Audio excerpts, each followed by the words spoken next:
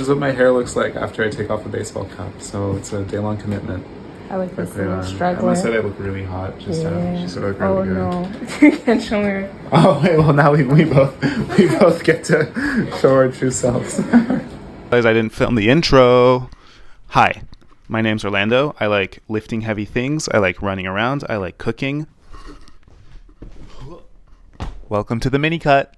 I'm running a 5-week mini cut. It's an aggressive fat loss phase. I'm doing it this way because I want to shed fat quickly, hold on to my muscle, but then I want to jump back into a muscle building phase as quickly as possible. Having said that, I do want to shed some extra lbs, if you will, some extra kgs, because we're on that side of the world. Doing the mini cut approach. It's basically an aggressive fat loss phase. I'll talk about it more in future videos, but I just want to introduce it and give a kind of an overview of what my current training looks like, how I'm eating at the moment, what my macros are like. My training right now is strength focused. I'm gym focused. I'm not training for a race right now. The last race I did was the 10K du 17e. So it was a 10K race here in Paris in the 17th arrondissement. And that was in December, and I crushed it. I did it with Emma, and she crushed it, and it was fucking awesome. Monday's a rest day, starting the week off strong. The week actually starts on Tuesday.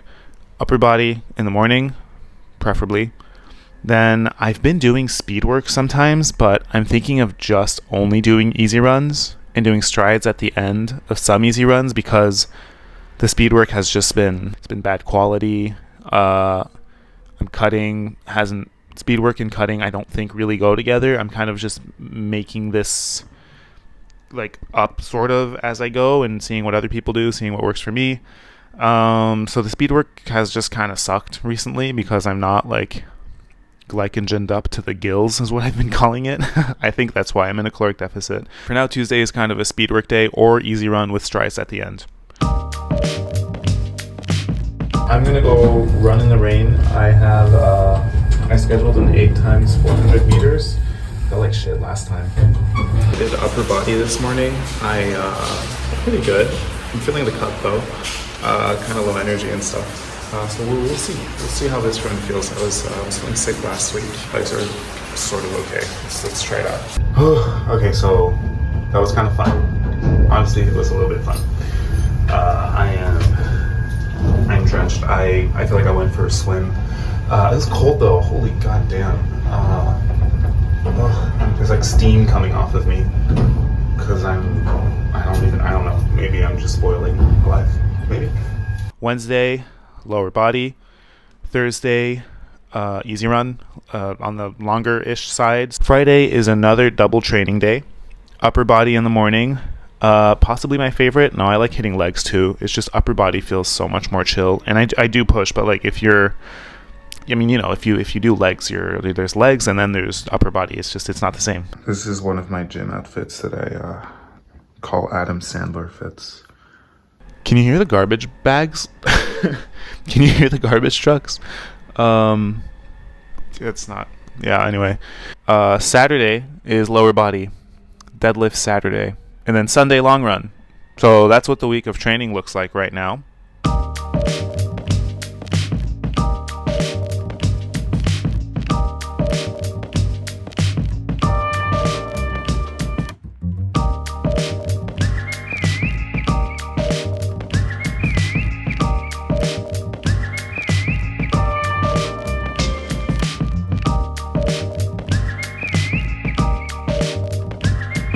So y'all willfully go to the gym to lift heavy things and proverbially put them back down.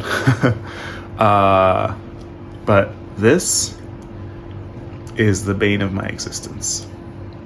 Not laundry in general, but I don't know if I can overstate just how much laundry 2 people that are constantly running and gymming produce. And we don't have a washing machine like in our building or in our apartment. So we have to fill this big ass IKEA bag, as many people do, you know. This isn't just proper to us. And walk to the laundromat.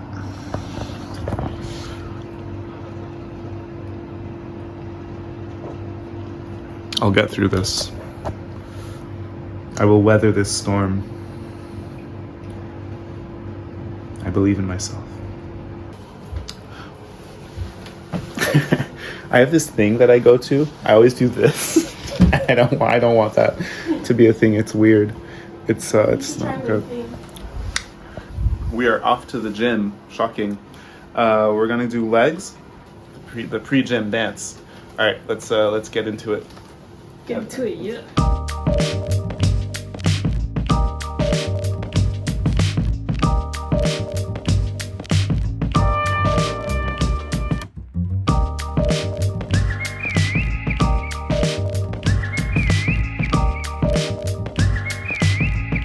Leg workout was really good, honestly. I felt strong. It's just like after each set, I felt kind of extra cooked, and I think that's the calorie deficit at work. And fuck, I slept so badly. Oh my god, I slept really badly. I think I'm gonna eat like more of a snack right before bed because I woke up like twice or three times last night, and I felt like my stomach was just growling. I don't know if it was, but it felt like it was. And I was literally just dreaming about food and stuff, so I'm gonna eat closer to bed. I think it'll help. I'll save like a high pro. I'll save one of these bad boys, and I'll have like peanut butter with it and like an apple, because then it's like pretty high volume and it'll digest slowly, I think, so it can like hold me during the night. It can hold me in its caloric grip. That's the plan. That's the plan, Stan. Why am I a middle-aged mom? That's the plan, Stan. For reference, I'm 1.83 meters. That's 6 feet. I started this cut. I was 90.3 kilos. That's, I don't know how many pounds that is. 199 pounds. I'm aiming to reach 85 kilograms, 187 pounds by March 28th. So like a 5-week cut.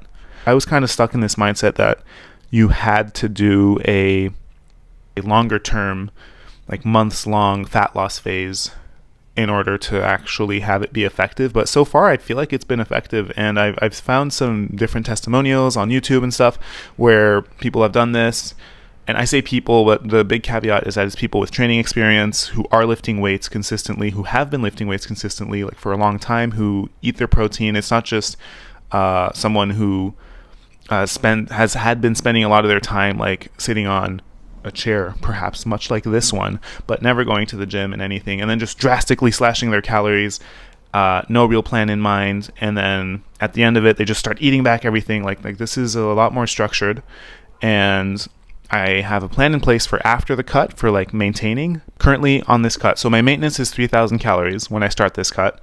Now I'm eating 2,051 calories every day, except on Sundays, because Sundays are the Lord's day. That's not why. Because Sundays are long run day. That's why. 2,400 calories on Sundays. Wow. Yeah, I know. Caught the sunrise. That's pretty sick. Man, let me just say that like 300 grams of butternut squash the night before a run is maybe not the best idea. I'm okay. Run felt pretty good, but my stomach is like churning, man. It's good though. It's cool. We vibe. Easy 10K on the books. I always want to say on the books, but I don't know. I don't know if I can pull it off. I don't know if it's something I want to pull off. Give myself a bit more leeway on Sundays so that I can eat more carbs and eat more protein. 2,051 calories on the other 6 days of the week, aiming for 185 grams of protein, 47 grams of fat, and 222 grams of carbs. So that's more carb dominant than fat dominant, and I'm pretty lenient on the fat and carb intake part because I'm mostly focused on calories and protein, but I do try and get in enough carbs around training. You know, because I gotta power up for training. It's important. So the majority of my carbs I try and fit around, like the majority of my starchy carbs I try and fit around training before and after, especially on double training days. This is post long run meal. That's what we're doing right now. It's broccoli, chicken, some potatoes here. Potatoes! It also has cornichons. Has what do they call it? Cherry tomatoes. I'm very excited for it. It's hamburger inspired. It also has one slice of plastic cheese. I don't have it out, but like the American cheese, that's a square. 644 calories, 76 grams of protein. I like already forgot how many carbs. 13 fat, mostly from the cheese. That's all. It's all air fried. It's all air fried. I love the air fryer. You know what else is air fried? My biceps. My biceps is air fried. Air fried bicep. Yeah. So my fat intake is on the lower end for this.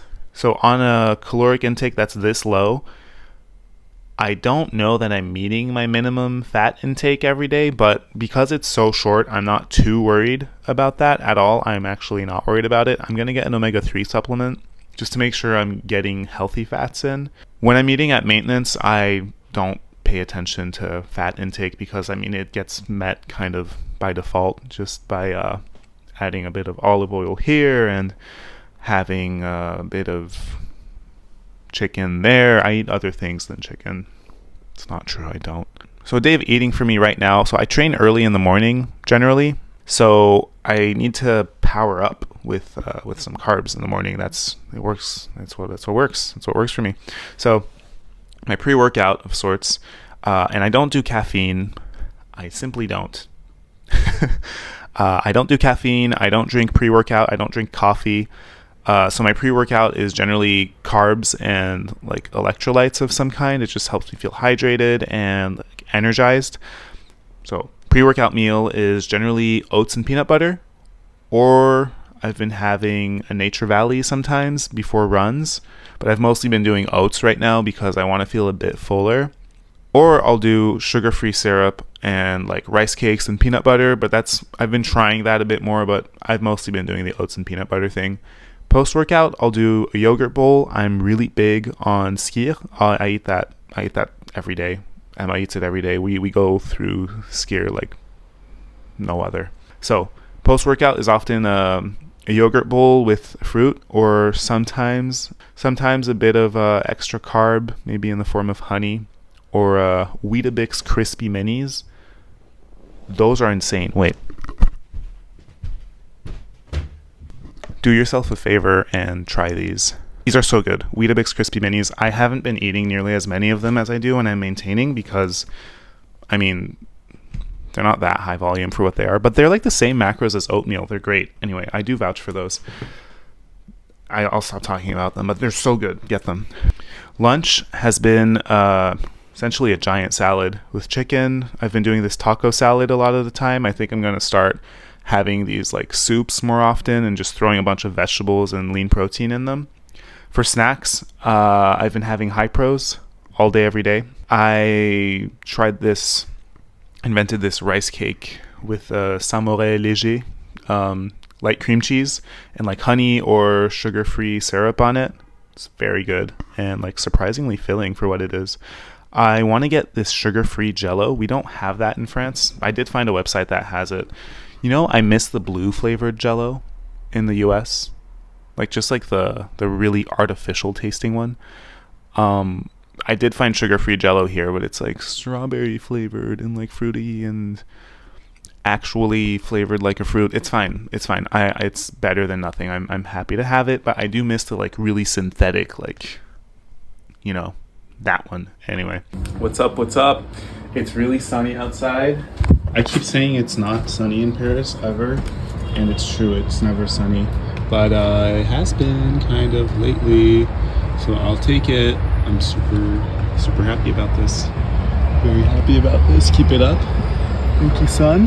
Don't make direct eye contact, but we thank you. Okay, so I'm gonna make this super high volume like taco salad thing, and yeah, I was just digging through the fridge and I'm giving it like a quick clean because it's sorely needed. Yeah, I'll show you the thing when it's done. It's gonna be really good. I'm so hungry, man. This hits though. This is tiding me over. Yes, sir. Here she is. Isn't it beautiful? Isn't it beautiful? So there's romaine, corn, bell pepper. I said spring onion. That's not a spring onion. That's a cherry tomato. I made a bunch of chicken yesterday, so there's that. There's red onion. I maybe already said that. Salsa. I got this Old El Paso fajita mélange aux épices. This is so good. So it has this extrait de fumée. It has what's that? Smoke extract. And does it taste smoky? Does it taste smoky? Yes, it does. It's so good. So I'm gonna stir this all up. It's off the dome because I don't have macro factor right now. Because I'm filming on my phone.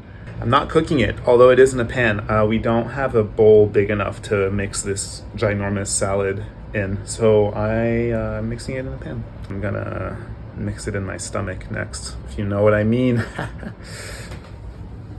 Dinner's been high volume roasted plants, so like broccoli, butternut squash, some potatoes, which are deceptively not as high volume, low calorie as we'd hoped on a cut, but it's okay. You know, we forgive potatoes. Butternut squash is amazing. It's like it's a godsend, if you will. I tried a new soup thing for dinner because I've been trying like new, simpler recipes during this cut.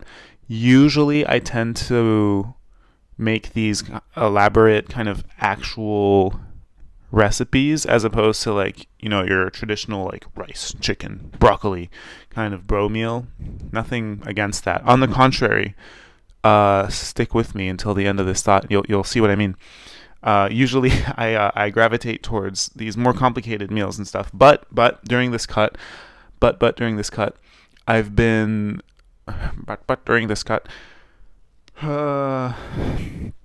during this cut, I have been simplifying my meals. I've been using less ingredients, and honestly, it's been good for tracking. Way easier than tracking like 7 different kinds of plant or something, because I'm making this like elaborate like chicken soy sauce dish something or other.